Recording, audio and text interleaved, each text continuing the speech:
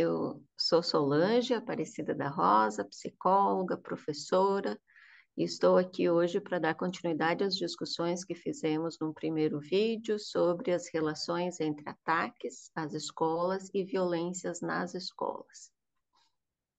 Olá, boa noite, professora Solange. Boa noite a todos também. Sou Fábio, psicólogo, e estou aqui para conversar um pouco com a professora Solange sobre essas questões, trocar um pouco de informação, dialogar sobre tudo isso.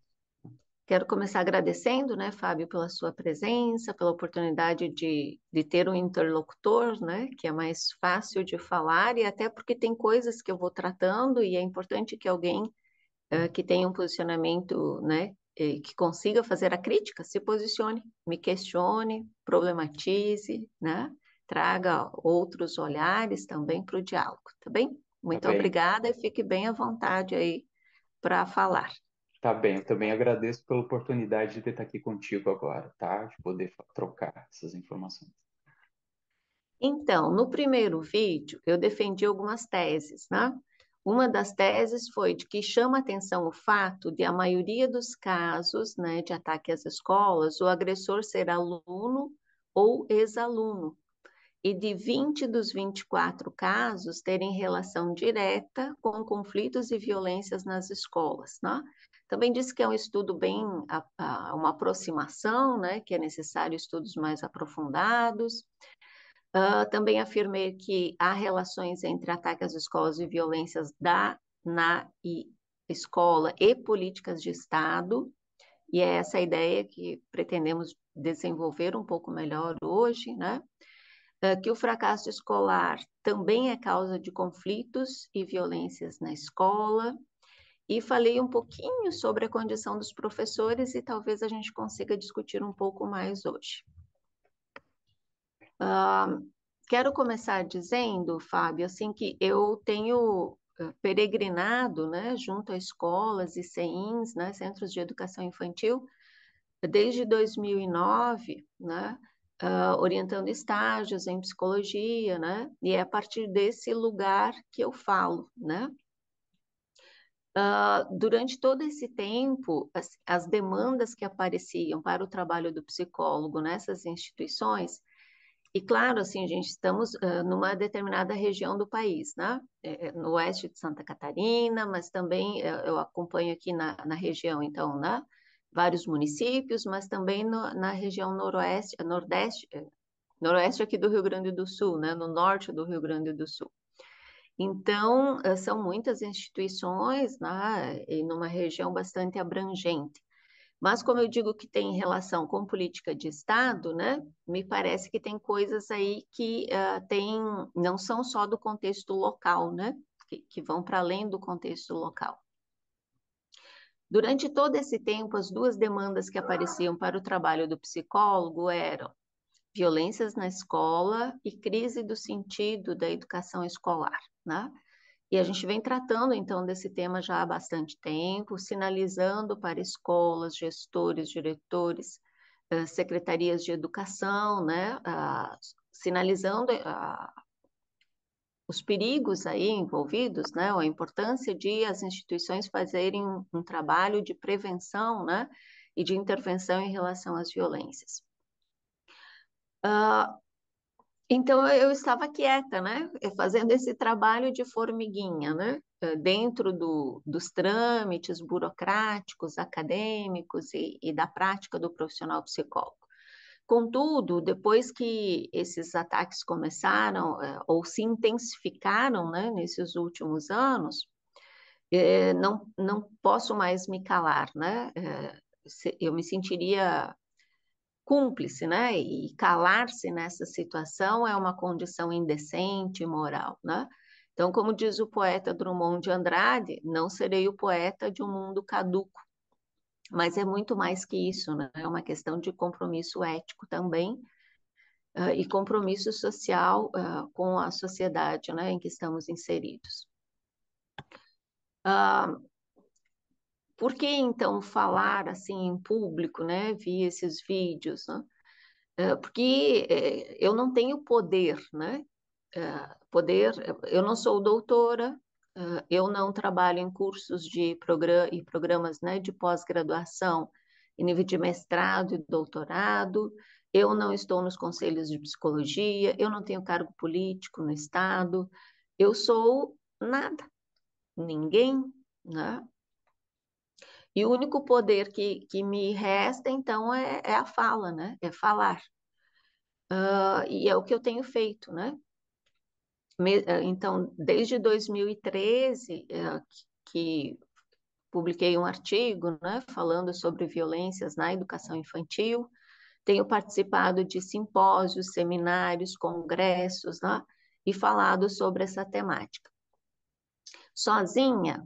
Não, né? Eu tive aí colegas de trabalho que fizeram parte também desse processo, né? Pude trabalhar com o professor Celso Tondin, que hoje está trabalhando numa universidade federal, né? Não mais na região, com a professora Irme Salete Bonamigo. Os dois, né, pesquisaram e publicaram artigos falando das violências nas escolas, né? E foram importantes na minha trajetória acadêmica, né? Outros psicólogos no Brasil também têm falado sobre esse tema, né? Têm sinalizado. Contudo, assim, são poucos profissionais que estudam esta temática, que têm pesquisado, né, acerca desse fenômeno. Violências nas escolas, da escola à escola, né? Se qualquer pessoa pode fazer um mapeamento, né, rápido de artigos em revistas de psicologia e educação, né, e verificar que poucos artigos tratam desse tema. Também nos congressos, nos fóruns, né, simpósios, reuniões anuais, no campo da educação, também essa temática ela praticamente não aparece, né? E isso chama atenção. Por que que a academia não se interessa por esta questão que é tão própria da realidade escolar nos últimos, né? Nesses últimos anos, pelo menos. Então, fica aí sugestão para os pesquisadores, né? E fica também um ponto de interrogação para psicólogos e professores, principalmente para quem está nos programas de pós-graduação, né? O porquê da ausência ou desta temática pouco aparecer em estudos e pesquisas.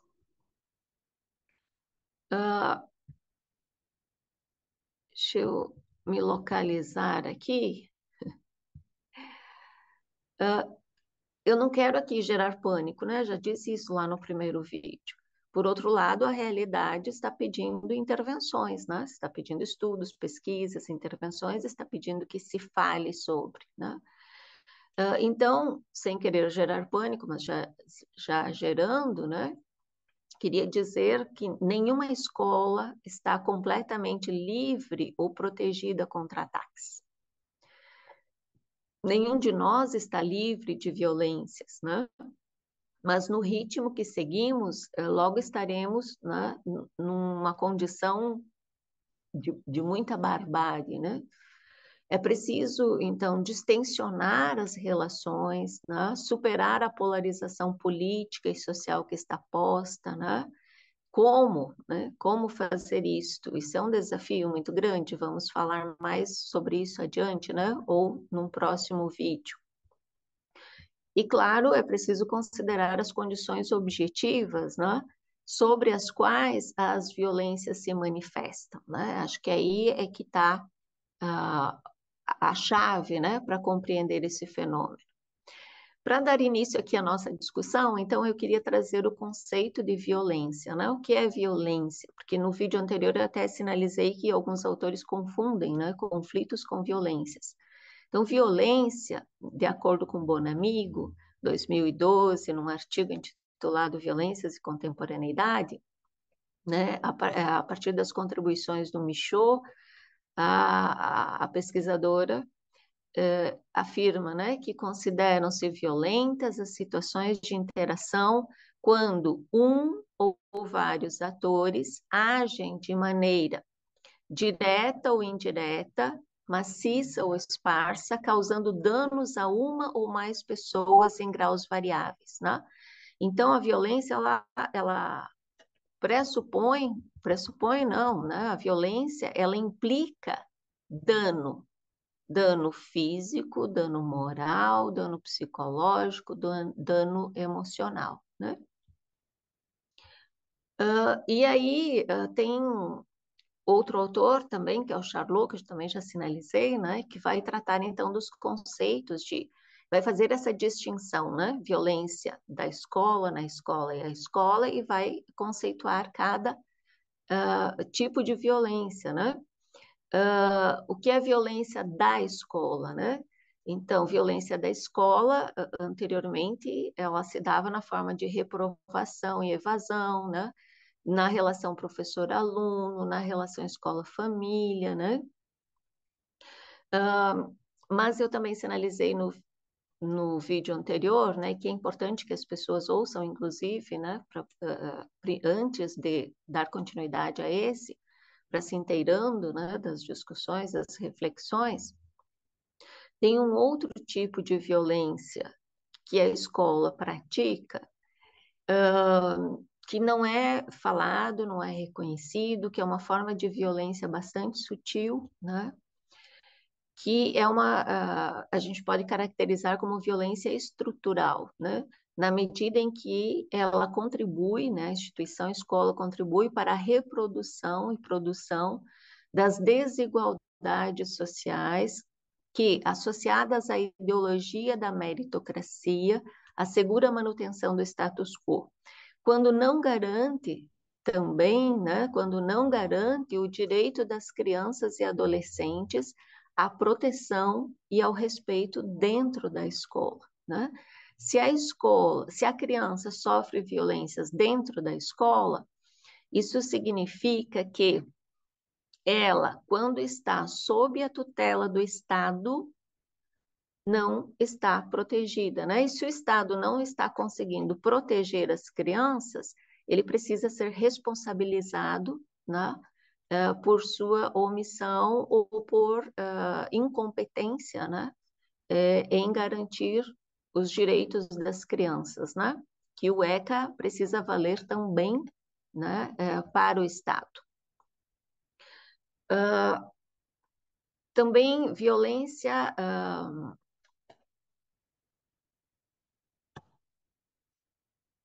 violência na escola, né? Violência à escola, aliás, é um tipo de violência, né, que sempre se deu na forma de, então, né? Depredação do patrimônio da instituição, né? Riscar paredes, destruir vasos sanitários, ataque ao professor no sentido, né, além da violência verbal e tal, mas também de riscar o carro do professor, de furar o pneu do carro do professor, né, entre outras. Então, também é uma forma de violência que historicamente acontece, né? Só que nesses últimos anos vem se agravando e aparecendo de outras formas, né? Inclusive na forma de ataques bárbaros, né, físicos, a pessoas, né, aos gestores da instituição, né, as pessoas que respondem pela instituição lá no cotidiano, lá no dia a dia, que estão na linha de frente, né, do trato com estudantes e familiares. E a violência na escola, né, que acontece também de diversas formas, né, na forma de violência física, verbal, né? Na escola se reproduz violências culturais, preconceitos, estereótipos, né? Também se reproduz a polarização política e ideológica vigente, né? O que gera conflitos e violências, né? Todas que já sinalizamos. E além disso tudo, que é mais reconhecido, inclusive, né, pelos pesquisadores, pelos estudiosos, pelos educadores, pelos professores, pelos psicólogos, né, a escola também produz aí desigualdades de aprendizagem, né, de acesso à cultura letrada, ao conhecimento científico e filosófico historicamente produzido pela humanidade. Mas isso não se dá de forma planejada, né? E nem de forma facilmente visível, né? Se dá num processo bastante oculto, bastante mascarado, que é difícil de visualizar. Mas as pesquisas, né? Elas mostram também, por meio dos índices educacionais, as condições da educação brasileira, né? Pesquisadores, né, têm dito que o bullying, ele pode criar um clima de insegurança para os alunos e refletir em baixo rendimento escolar, baixo engajamento escolar, né? Vou citar aqui literalmente, vale colaboradores, né? Estudos indicam menor engajamento escolar entre crianças agressoras e vítimas e mostram que ambientes escolares saudáveis e seguros contribuem para a melhora no engajamento escolar, né? Para o desempenho acadêmico. 2015, esse artigo. Violências na escola podem afetar o engajamento escolar e resultar em fracasso escolar, né? Por outro lado, o fracasso escolar pode gerar violências, né?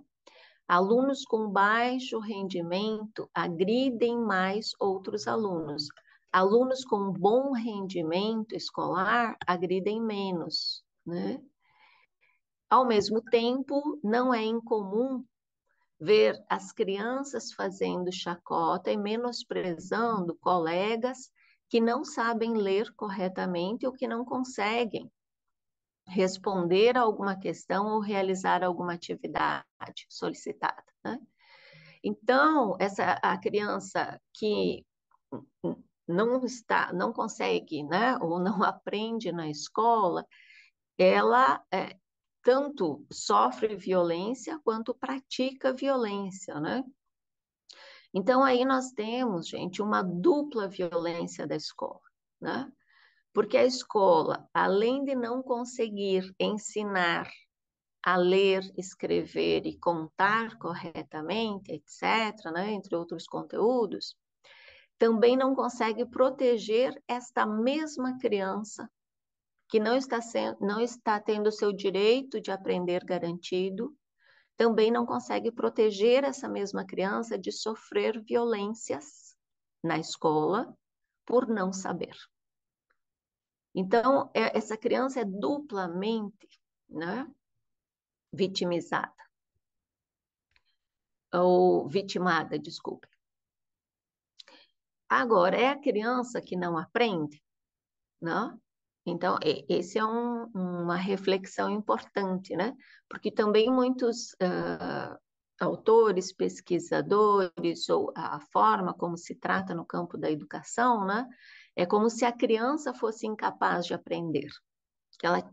Então, sempre se trata de conseguir um diagnóstico, né? Encaminhar para especialistas para obter um diagnóstico, para comprovar que essa criança tem algum problema, então, por conta disso, ela não aprende na escola, né? A isso a gente chama de medicalização, patologização, né? Mas precisamos, num outro momento, aprofundar essa discussão, tá bem?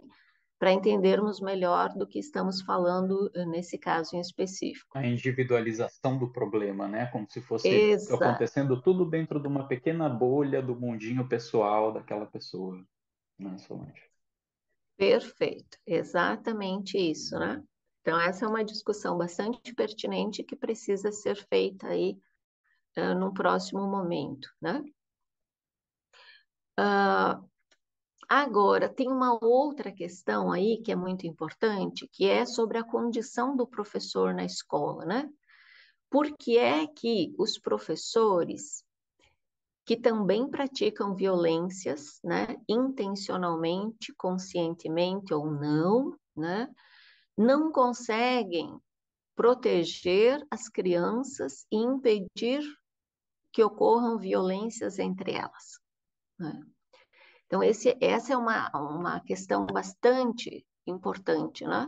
porque é o professor, o adulto que está lá na sala de aula, que está lá junto com as crianças, que acompanha tudo o que acontece entre as crianças e tudo o que acontece com as crianças nesse espaço, né, nessa instituição. O que está acontecendo com esses professores, né? Claro, eu disse assim, eu disse, né, que o professor também pratica violências, nem sempre, né, intencionalmente, nem sempre conscientemente. Claro, não são todos os professores, né, gente? Quero acreditar que a grande maioria dos professores não pratica violências, né? Mas, ao mesmo tempo, sim, temos alguns professores, né, que praticam violências, as mais diversas formas de violências, às vezes violências graves, né, contra crianças. Como, por exemplo, fazer a criança engolir bolinha de papel, como, por exemplo, né, é, aterrorizar a criança ao ponto dela fazer xixi em sala de aula, né? Isso é algo que eu vi quando eu era estudante, né, numa escola, lá na década de 90, e que eu esperava não encontrar mais, né, esse tipo de situação, mas infelizmente me deparei com, né, bem recentemente, com um caso desse gênero. Claro que essas situações de violência mais graves, elas são raras, são exceções à regra, né? Mas não devem acontecer, não devem acontecer, né? Então, quando você tem, às vezes, né, uma situação dessas, né, que cause aí né, um sofrimento muito intenso, muito grave para a criança, às vezes pode ser suficiente para, né, termos aí consequências desastrosas. Então, né, por que que a escola, os professores, que também praticam violências, né, às vezes, nem sempre intencionalmente, não conseguem proteger as crianças e impedir violências entre elas, né? É importante dizer que há uma situação que é, né, de violências à escola, da escola e na escola, elas se interconectam, né? Elas formam um círculo vicioso, né? Não importa qual começou primeiro, o que importa é que todas as crianças que chegam à escola entram nesse ciclo vicioso, né? E aprendem a praticar violências, sofrem violências e etc. e tal. Então, é preciso romper esse ciclo vicioso, né? Esse é o desafio, e para pensar o que fazer de forma mais eficaz, efetiva, é que é importante entender o que acontece, né? Então, é tudo muito complexo, né? Falar de escola é muito complexo. Falar de escola precisamos olhar aí para várias dimensões, né? Então, para a relação professor-aluno, para a relação professor-gestor, para a formação do professor, para as políticas públicas em educação, né? Para a relação escola-família, para o processo de ensino-aprendizagem, para as metodologias, né? Então, e poderíamos ficar aqui falando, né? É um complexo de complexos aí que está envolvido, né? Mas me parece que um dos aspectos bastante importantes é por o professor, para poder, né, mediar conflitos na escola, para ele poder ser referência para as crianças, para ele poder intervir, né, e mudar essas relações, né, e ser educador também nesse processo, né, ele precisa que as crianças o respeitem, né? Se elas não respeitarem esse mediador, elas não vão mudar a sua forma de agir, né, de se relacionar com outras crianças, com os próprios professores, etc. Então, me parece que as crianças, especialmente as maiores, né, e aí estou falando aí do ensino fundamental, né, não respeitam os professores, né? Então, como é que eles vão mediar conflitos nessa situação? E como impedir, então, que crianças e adolescentes revidem violências com violências, que é o que acontece, né?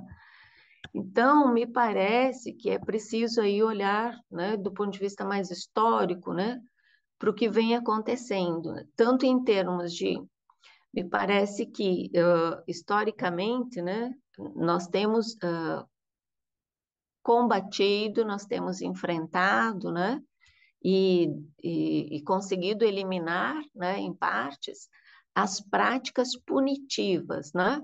Então, a educação por meio de práticas punitivas. Nós temos tido sucesso nesse sentido, né? Ah,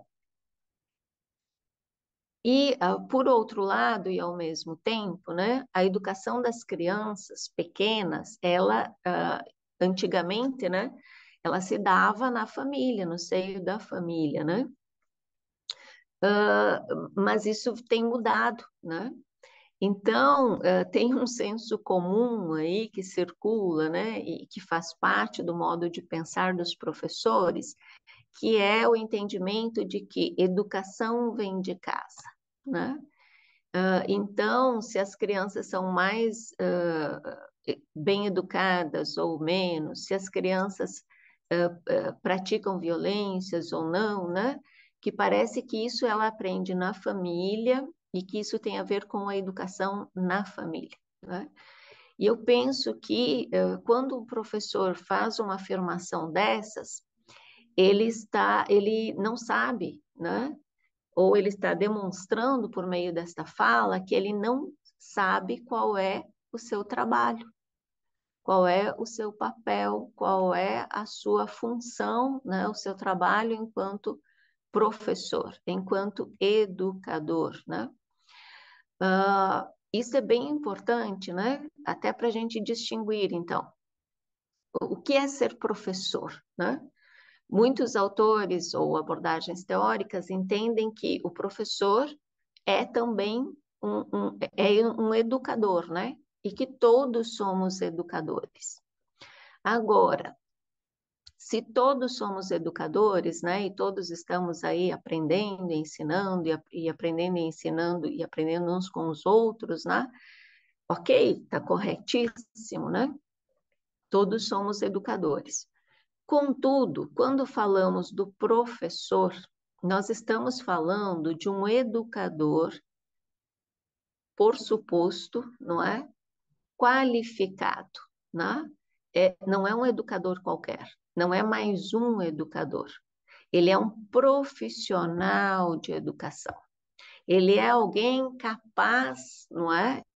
Formado, qualificado para ensinar e educar, né? E isso está muito claro, né, nos documentos educacionais. Isso está muito claro nas diretrizes curriculares para a educação infantil, no RCNEI, na LDB, na BNCC, né? Em vários documentos educacionais está posto que educar é também tarefa do professor, né? Então, vejam, se antigamente as crianças eram educadas, né? As crianças pequenas na família, né? E elas iam para a escola já com 7 anos, né? Já com uma boa formação, já educadas em termos, né? De como agir e se colocar na relação com outras pessoas, né? Hoje isso não acontece porque as crianças elas são institucionalizadas desde bebês, né? Já bebezinho já está indo para uma instituição de educação infantil. Então, no mínimo, nós temos que falar, não é? De que as crianças não vêm educadas de casa para a escola. Elas vêm educadas de casa, mas também da educação infantil para a escola. Então, o que está acontecendo nesses centros de educação infantil, né? E claro, não é só essas duas instituições, né? As mídias, elas têm um papel importantíssimo aí também. Então, nós temos um tripé, né? De instituições importantes envolvidas na educação de crianças pequenas, né? Que são, então, a família, os centros de educação infantil e as mídias, né? Temos problemas nas famílias? Certamente, em todas as famílias, né? Me digam uma família que não tenha problemas. Todas as famílias têm problemas, todas as famílias têm dificuldades, todas as famílias, né? Ou nas famílias se cometem erros, os mais diversos, em algumas mais, outras menos, né? Uh, e muitas vezes os pais também não sabem, né, como educar adequadamente os seus filhos. Antigamente existiam manuais, existiam escolas para pais, né? Mas nós ajudamos a destruir esses dispositivos. E não estou nem discutindo aqui o mérito, né, da questão. A questão é, de fato, os pais, né, muitas vezes não sabem como educar corretamente os seus filhos. Agora, os professores, né, os educadores infantis são profissionais. Esses deveriam saber como, né, educar corretamente as crianças, mediar conflitos, intervir da forma adequada e, inclusive, poder orientar, né, as famílias em relação a isso, né? Mas o que a gente vê é que na própria educação infantil, nos próprios centros de educação infantil, né, já ocorrem violências entre as crianças, né? Que tipo de violências? As mais diversas. Mas uma bastante comum de encontrar em algumas, né, em alguns centros de educação infantil é a mordida entre as crianças, né? Então as crianças mordem. A grande maioria vai para o centro de educação infantil e nunca foi mordido, né? Mas chegando nesse centro, ela, na convivência com outras crianças, acaba sendo mordida. Uma vez, duas vezes, três vezes, né? E aí a criança chega naquela condição em casa, os pais falam, reclamam e tal, e daqui a pouco acontece de novo e outra vez. E o que acontece, então? Os pais acabam, infelizmente, né, orientando o seu filho a revidar violência com violência, né? Dizem, se te morderem, morda também. Isso vale para os pequeninhos, mas vale para os maiores também, né? Os pais, infelizmente, porque o Estado e as instituições, escola e centros de educação infantil, não conseguem impedir violências nesse contexto, não conseguem proteger as crianças, e os pais, então, orientam os seus filhos a revidar violência com violência. E violência gera mais violência. E isto vai alimentando esse ciclo vicioso, né? Então, é algo muito grave, muito preocupante e que precisa aí, né, de mudanças em vários níveis, né? É preciso pensar as mídias, os conteúdos que as mídias estão, né, possibilitando as crianças se apropriarem, os exemplos que essas crianças recebem via mídias, mas é preciso também pensar, né, a educação e o cuidado das crianças nas famílias, mas também a educação e o cuidado das crianças nos centros de educação infantil, né?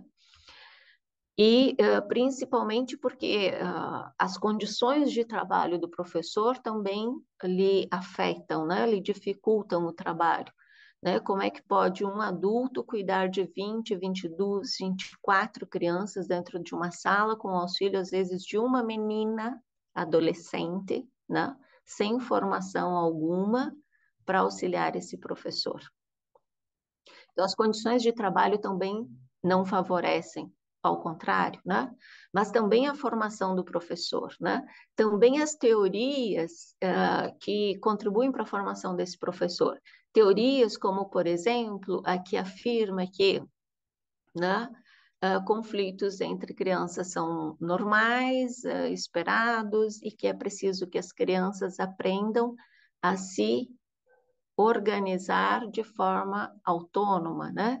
Que é preciso que as crianças aprendam a enfrentar conflitos, né? E consigam se autogerir nesse processo, né? Acho que essa teoria ela precisa ser bastante pensada e nós vamos discutir isso melhor adiante, né? Também o discurso que circula entre educadores da educação infantil de que a mordida é uma fase, né? Tem uma fase aí da mordida, daqui a pouco passa. Então, se a gente naturaliza esse fenômeno, né, não intervimos adequadamente para evitá-lo, para prevenir, para superá-lo, porque entendemos que é uma fase, né, que vai passar. Então, os problemas começam lá na educação infantil, né? E como eu disse, temos problemas na família, mesa, etc. e tal. Mas numa instituição onde você tem profissionais, por suposto, qualificados para educar crianças, isto não deveria estar acontecendo, né? Por que está acontecendo?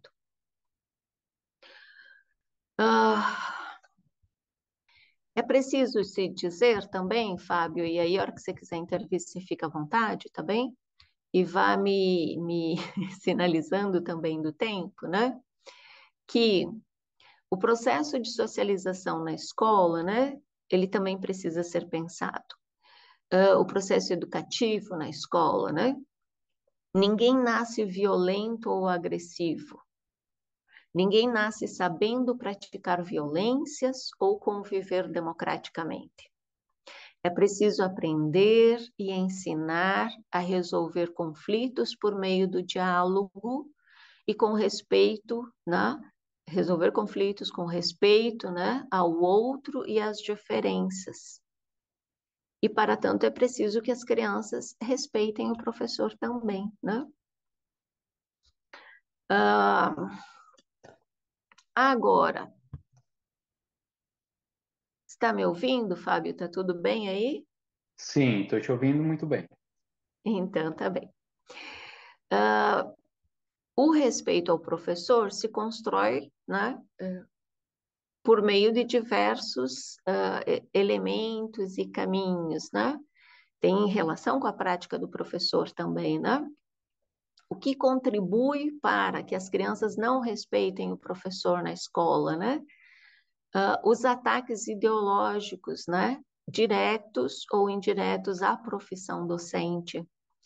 A formação docente em todos os sentidos, né? Quando as crianças percebem que o professor não é muito bem formado ou qualificado, né, profissionalmente, teorias que menosprezam o trabalho do professor e valorizam unilateralmente a aprendizagem espontânea da criança, né, que vão dizer que tem valor o aprendizado que se dá com autonomia e não o aprendizado que se dá de forma mediada pelo professor, né?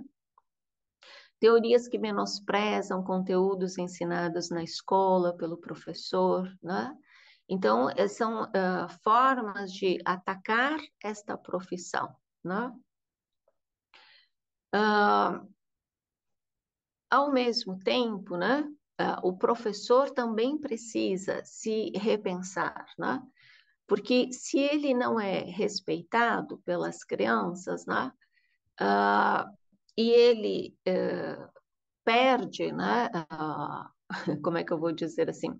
E ele apela, né, para um tom de voz mais elevado, por exemplo, né? Ele vai perder ainda mais o respeito das crianças, né? E aí acaba gerando, todo mundo eleva o tom de voz, né? O professor não consegue falar e se impor e ser respeitado, né? E isso vai ter consequências em vários sentidos. E um dos sentidos afeta a própria voz do professor, né? Tem muitos estudos mostrando como uma das formas de adoecimento, né? Que mais se destacam nos últimos anos em relação à saúde do professor é a saúde da voz, né? O professor perde a voz. Muitos professores habituados a falar muito alto, os estudantes também habituados a falar muito alto, e esse professor então vai lesionando a sua voz, né? Mas além de lesionar a voz, ele perde o respeito das crianças, dos adolescentes, né? E claro, né, gente, respeito não é algo que se imponha. Respeito é algo que se conquista, que se constrói, né? Então, nós perdemos, historicamente, os nossos instrumentos punitivos, vamos dizer assim, né? O professor não pode mais pôr a criança de castigo, ele não pode mais bater na criança com a régua, né? A palmada, etc. e tal. Que bom, inclusive, né? Porque nós não precisamos apelar para esse tipo de crueldade, de violência para educar crianças. Inclusive, a gente que sabe hoje tem técnicas, tem, né, conhecimento teórico, tem metodologias para educar mesmo os animais, como cavalos e cães, sem apelar para a violência física, né? Quanto mais com crianças que nos ouvem, que nos entendem, que são capazes de dialogar, de pensar junto conosco, né? Então, não é preciso mesmo castigos físicos, né? Violência, apelar para a violência física. Não é preciso e não é desejável, né? Como eu disse, respeito a gente não impõe e a gente não pede. Respeito a gente conquista, né? Solange, Diga. essa questão das ideologias, né, que às vezes se fazem presente no contexto escolar e acabam impactando de maneira não tão positiva assim o aprendizado das crianças, essa questão do respeito, impor o respeito, né, usar de violência, estamos falando sobre violência e sobre respeito. Mas como é que eu vou fazer para meu filho e minha filha me respeitar, né? Vamos dizer assim. Se não me respeitar, apanha, entre aspas, uma Aham. ameaça, né? Se não me respeitar, seguido de uma ameaça, seguido de uma chantagem, seguido de algum tipo de violência. Esse seria um tipo de ideologia que se atravessa nesse contexto e prejudica a saúde, vamos dizer assim, da instituição escola, da instituição família, da relação aluno-professor. Você acha que tem impactos isso? Então, nesse momento histórico, né, como a gente vê aí, é, uma, como é que eu vou dizer isso, né? Um enaltecimento à violência, à imposição, ao uso de armas, né? Então, a gente está, parece que, recrudescendo, está retrogradando, né? E voltando a práticas que foram bastante comuns na história da humanidade, mas que hoje não são mais necessárias, né? Então, quando a gente vê pessoas defendendo, né, combater violência com violência, né? Isso só gera mais violência e não é necessário, né? Então, agora, tem um outro aspecto, um outro desdobramento aí, né, que é, se antigamente os professores tinham como alternativa, né, para trabalhar com as crianças, né, ter organização, né, no espaço, e sem organização a gente não consegue mesmo trabalhar, não consegue produzir, não consegue estudar, né, é necessário.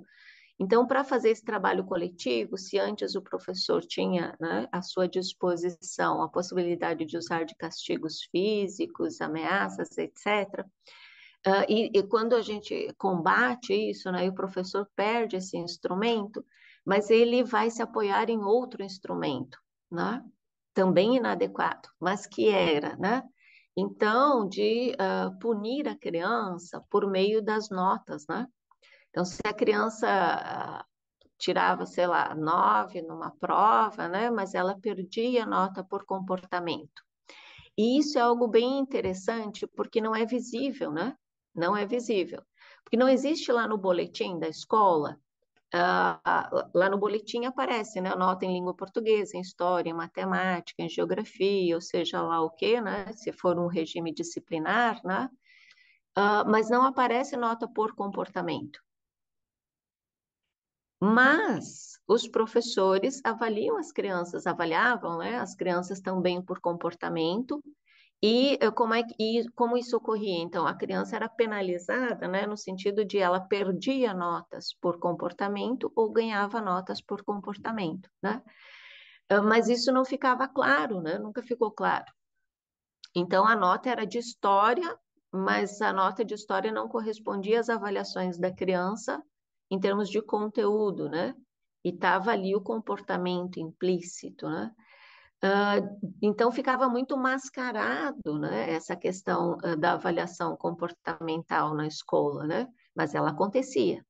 E era uma forma de sinalizar para a criança, né, que ela não estava agindo da forma como era esperado naquele contexto e etc, né? Então, o professor tinha esse mecanismo de punição também, né?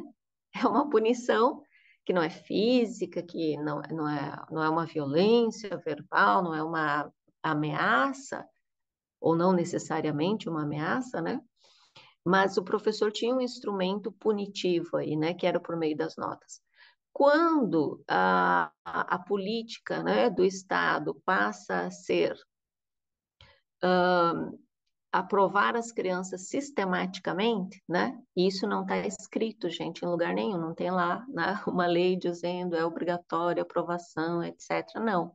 Isso acontece, né? Aí numa engrenagem em que estão envolvidas aí muitas políticas, né? Eu citei a do IDEB no último vídeo, mas tem outras políticas, né? Que é a equalizar a idade série, né? E etc. e tal. E tem interesses por trás, né? O que o Estado ganha com isso? Porque o que aparece a público é um discurso, né? Que vai mostrar o lado positivo dessas políticas, né? Mas os interesses que estão por trás não aparecem, né?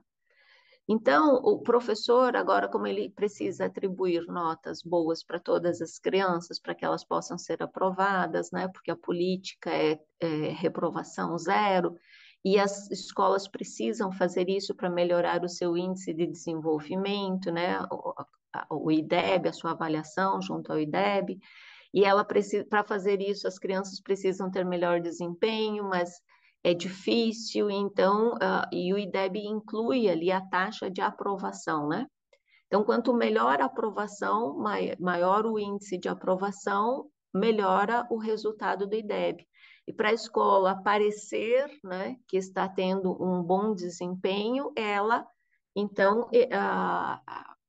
elimina as reprovações, né? Ela acaba aprovando todo mundo para melhorar aí o seu índice, né? Nesse processo de avaliação. E aí o professor, então, perde esse instrumento punitivo também, né? Então, agora ele não pode mais punir fisicamente, ele não pode punir por meio de notas, gritar, ele está adoecendo, inclusive, né? E ele não consegue se impor perante as crianças com gritos também, né? Uhum. Então, está uma situação bastante insustentável, né? Solange, Lá, posso fazer por duas favor, perguntas em uma? por favor. Já que você trouxe essa questão das notas, no primeiro vídeo, no vídeo anterior, você traz a situação de São Caetano do Sul, em que havia a suspeita de que a motivação da chacina foi relacionada à atribuição de notas baixas e que esse aluno em questão poderia estar sofrendo ali bullying, né, em virtude a isso. E tu diz o seguinte, que nós sabemos que as notas no boletim estão sempre 7 no final do ano letivo, né? Casa com o que você estava trazendo agora. Os pais No não mínimo. sabem, né? Os pais não sabem que os filhos estão indo mal nos estudos, né? No caso disso estar acontecendo, e aí você traz assim na sua fala, mas os pais queridos, né? Eles só sabem pelo boletim e por suposto, o filho está aprendendo, porque a nota está 7 ou acima de 7. E aí, quando você traz assim, mas os pais queridos não sabem, só sabem pelo boletim, eu traria a seguinte pergunta, Solange. Mas a família não deve averiguar, junto com seus filhos, se eles estão de fato aprendendo? E em relação às ferramentas do professor, vamos dizer assim, para sinalização do desempenho do aluno, né, na escola, você acha que talvez a solução seria voltar a reprovar? Reprovar? Ou o que é que você pensou? Muito obrigada pelas perguntas, excelente, né? Então, não, reprovar não é a solução para nada nesse mundo, né? Muito pelo contrário. Então, eu penso que reprovar não é a solução, né? Mas aprovar todos sem critério de aprendizagem também não é a solução, né? Então, penso que a solução é possibilitar que todas as crianças aprendam, tá bem? E nós, da psicologia histórico-cultural, temos defendido essa tese. Todas as crianças são capazes de aprender, todas, sem exceção, né? A menos que tenha um comprometimento orgânico, né, físico, grave, né, que impeça essa criança de aprender. Mas a grandíssima maioria das crianças não tem nenhum comprometimento orgânico que lhe impeça de aprender. E muitas crianças não têm aprendido na escola. O mínimo não é suficiente para ler e escrever e contar corretamente, para ler e interpretar textos corretamente. Então tem alguma coisa muito errada aí, né? Alguma coisa que está acontecendo aí que é muito errada e que o problema não está na criança, né? Por isso que é importante, no outro momento, nós discutirmos aí, né, a medicalização, discutirmos aí os transtornos, os supostos transtornos da aprendizagem na infância e tal, né? Num outro momento, não dará tempo agora, né? Então, não é a solução, né? Agora, nós precisamos de instrumentos punitivos para, né, poder aí educar as crianças, né? Não, nós não precisamos de instrumentos punitivos. É possível educar as crianças por meio do diálogo, né, do respeito, etc. e tal. Agora, para isto, o professor ele precisa estar, né, saber como conduzir um processo de ensino-aprendizagem, né, e o processo de socialização e educação das crianças na escola de uma forma adequada, né, e aí nós temos que pensar a formação do professor. Ele precisa reconhecer também que é papel dele, né, educar as crianças, que ele também é um educador, né, que não é papel só da família, esse é um outro aspecto, né, e ele precisa de condições de trabalho para isso, né? Precisamos desconstruir aí muitas teorias, né, que acabam menosprezando o trabalho do professor, né? Então, tem muitas coisas aí para serem pensadas em termos de o que fazer, tá bem? E que dá uma outra boa conversa para daqui a pouco num outro vídeo, né? Hoje não dá para aprofundar tudo, né? Agora, quando você diz assim, mas as famílias não acompanham o desempenho, o aprendizado, né, das crianças, dos seus filhos, não é obrigação também da família fazer isso? Claro que é, claro que é. Mas, queridos dos pais, eles não são profissionais de educação, né? Eles não têm conhecimento, formação, qualificação para poder avaliar e entender o que está acontecendo com seu filho, com a sua filha. É muito importante que os pais fiquem atentos. É muito importante, né? Que eles fiquem atentos, que eles acompanhem, que eles percebam se a criança está aprendendo ou não, e que vão investigar o que está acontecendo, que ouçam o seu filho, né? Que pergunte, que e verifique, que acompanhar o caderno, acompanhar os livros, ver o que está acontecendo, é muito importante. Agora, os pais não têm conhecimento para poder avaliar, para poder, né, inclusive, entender o que está acontecendo quando a criança não está aprendendo de acordo com o esperado, com o desejado, né? E, infelizmente, psicólogos têm sido cúmplices, não é, do fracasso escolar, na medida em que atribuem um diagnóstico para esta criança, muitas vezes sem conhecer o cotidiano escolar, sem conhecer a instituição, sem saber o que acontece dentro da escola, né? E não vou nem aprofundar isso, porque isso dá uma outra conversa que precisa ser tratado com mais elementos e mais aprofundamento, né? Uhum. Então, isso é importante. Todos somos educadores, mas o professor é o educador, não é? De profissão, é qualificado para, né? Solange, qual seria o papel do Estado nessa conjuntura, né? Desenvolvimento e aprendizagem das nossas crianças. Né? Eu ouvi Então, dizer, vou rapidamente só colocar assim nessa fala, que eu vi um vídeo relativamente recente de uma figura política onde ele diz o seguinte: o que o Estado deve fazer, não é? Três coisas: conscientização, primeiro lugar. Segundo, investir nos professores para a qualificação. E terceiro lugar, atendimento psicológico nas escolas para alunos em sofrimento, né? Esses três itens. Não houve o aprofundamento, né? Então, eu fiquei assim me perguntando, conscientização do quê? Investir aonde, né, na qualificação desses profs? Atendimentos psicológicos na escola, de que cunho, né? Com que discurso, com que propriedade, né? Mais ou menos nesse sentido. obrigada pela pergunta, muito obrigada mesmo.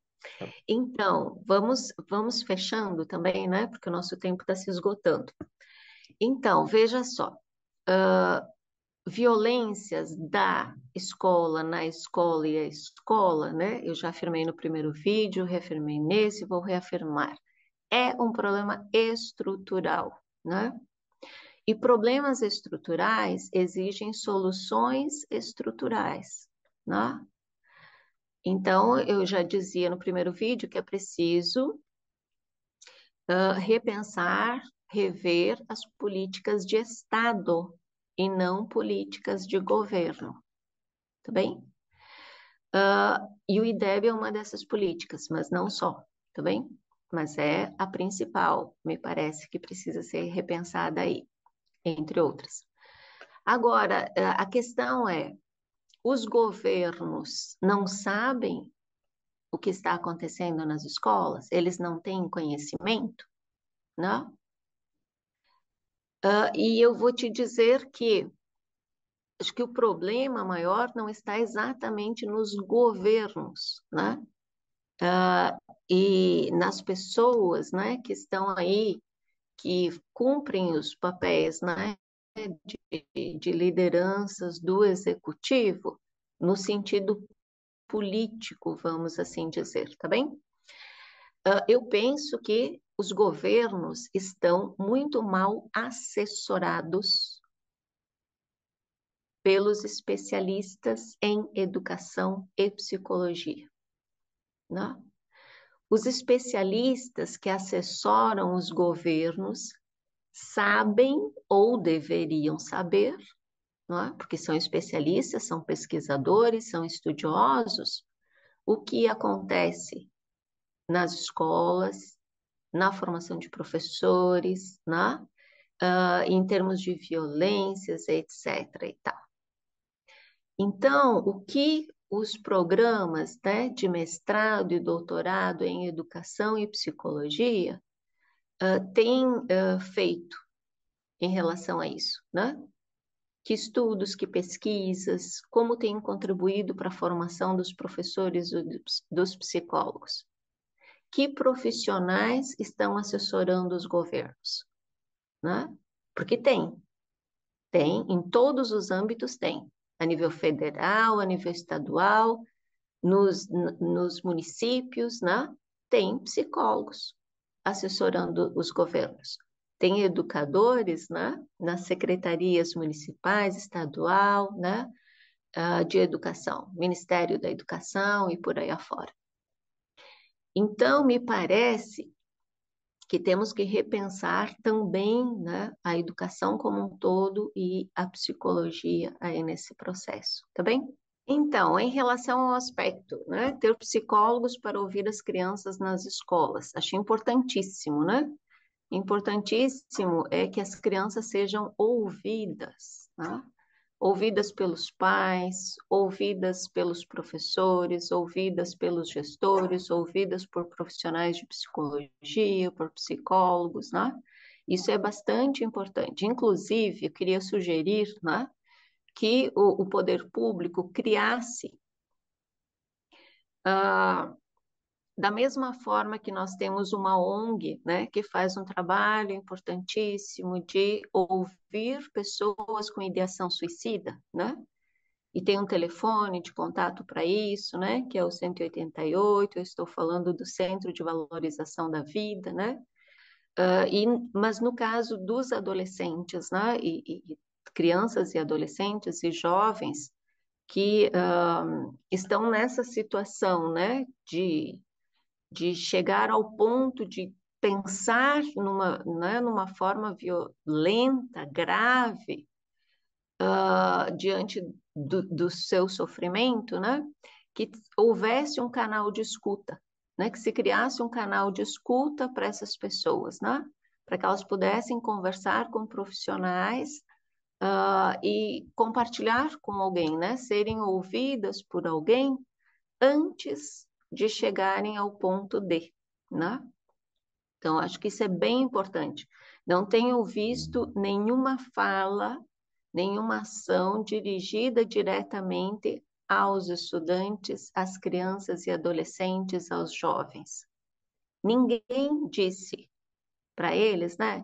Se você está em sofrimento, temos uma porta para você, um canal de escuta para você, né? Então, o que a gente está oferecendo para essas pessoas? Nada, nada. Isso é grave, né? Eu queria aqui, só para fechar, então, né, dizer o seguinte: no último vídeo, você está me vendo, Fábio? Tranquilo? No último Tudo certo. vídeo, eu falei, obrigada, eu falei que eu estava tentando, né, fazer uma contribuição a partir da ciência, com um olhar científico, né, para pensar o fenômeno. Também disse que eu estava, né, me colocando para além de ideologias, de partidos políticos e etc., né, como profissional de psicologia. Mas quero só retomar e dizer que, né, a ciência não é neutra, né? Fazer ciência também tem efeitos, né? Mas me parece que ainda é o conhecimento mais confiável que temos, né? Porque é produzido de uma forma mais rigorosa, mais cuidadosa, porque é um conhecimento que é discutido, não é? Com pessoas qualificadas, especializadas nos temas, nos assuntos, né? É reconhecido na academia, né? É o melhor conhecimento que nós temos para nos referenciar. Não que a ciência esteja sempre certa, não que a ciência seja neutra, não que a ciência não cometa erros, né? Mas entre o conhecimento científico e outros conhecimentos, me parece que o conhecimento científico é o conhecimento que nos dá melhor respaldo para pensar qualquer fenômeno, para estudar o fenômeno e também para pensarmos o que fazer, não? Principalmente nesse tempo de fake news, né? Então, valorizar a ciência, o conhecimento científico é importante porque salva vidas, né? Nesse sentido, eu queria também dizer que, quando se trata de violências e ataques às escolas, nós não podemos cuidar, né, e tratar somente este efeito, né, esse fato, esse em específico. Por quê? Porque um ataque à escola, ele é um sintoma de que algo não está bem nesse contexto, né? Não só nesse contexto, na sociedade como um todo. Mas se ele é um sintoma, é como uma febre, né? E o médico, ele não pode tratar só a febre. Ele precisa tratar, sim, da febre, né? Porque a febre pode matar, né? Mas ele precisa tratar da causa da febre. O que está gerando, o que está causando a febre, né? Então, é preciso cuidar daquilo que está gerando a febre é só um efeito, é um sintoma, né? No caso das violências e dos ataques às escolas, da mesma forma, é um sintoma, né? Então, nós precisamos cuidar dessas pessoas dessas situações em específico, né? Ouvir, acolher as vítimas, as famílias, os agressores, né? Mas precisamos cuidar do que está causando, desencadeando, né? Essas situações, né? Dos condicionantes dessas situações. Por isso eu dizia, é preciso ir à raiz dos problemas, né? Mergulharmos, estudarmos, compreendermos e intervirmos. Não só, né, a, cuidar da febre, mas cuidar daquilo que está causando a febre. Tá bem? Por isso que é preciso repensar a educação como um todo, repensar as relações escola-família, as relações professor-estudante, a relação entre os estudantes, as políticas educacionais e assim sucessivamente, né? É muito complexo, mas precisa que se faça aí uma intervenção estrutural, né? Mudanças culturais, mudanças nas políticas educacionais. E todos precisamos contribuir para isso, né? Papais, mamães, jovens, nós profissionais, né? Professores e principalmente gestores públicos. Tá bem? Fica o Solange, convite, então. ah, posso fazer mais uma consideração, junto com uma pergunta para a gente encerrar? Mas tem que ser muito rápido, porque não temos mais tempo hoje. Mas fale aí. Tá bom, vai lá. A gente vê hoje no cenário brasileiro, principalmente, essa guerra às ideologias, né? E esse medo das ideologias e tudo mais. E por mais que você tenha trazido na sua fala que você está tentando se posicionar de maneira ideologicamente neutra, ainda assim, para aquelas pessoas que, ao ouvir sua fala, dirão: ah, mas ela só está falando sobre a ideologia dela. O que que você responderia para essas pessoas? Então, como eu já te disse, né, é um tema para tratar em outra conversa. Até porque teríamos que discutir o conceito de ideologia. O que que estamos entendendo por ideologia? E só isso já dá uma boa conversa, tá bem? Então, vamos Tá, convidar tudo as bem. pessoas que nos acompanham e que continuem nos acompanhando, né? Esse é o segundo vídeo de vários que serão ainda gravados, né? E façam perguntas, comentários, se manifestem, se posicionem, né? Critiquem, também todas as críticas são bem-vindas. Isso. Tem Então, muita coisa vindo por aí. E assim, muita coisa. o pessoal comentando, botando pergunta, a sua opinião e criticando, porque não também nos dá conteúdo e material para o próximo encontro. Então, o pessoal pode estar participando também dessa construção, né, Solange? Exatamente, a construção é coletiva, todos são bem-vindos.